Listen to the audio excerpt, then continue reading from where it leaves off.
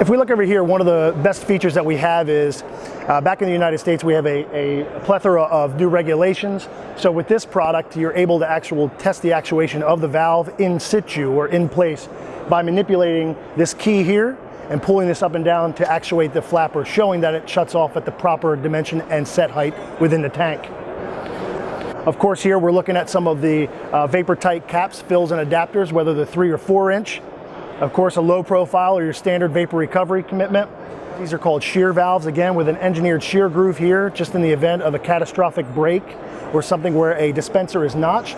Ultimately, it'll shear this, containing all vapors and or fluids up in the dispenser and down in the pipeline.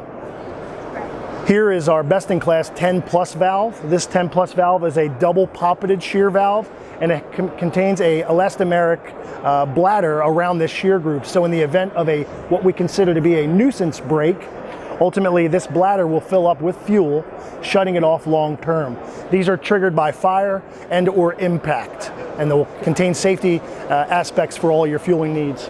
Then again, whether it's an AST or above ground storage tank with a typical mushroom vent, and then our best-in-class F-stop, which is a overfill valve for above ground storage tanks done on pressure.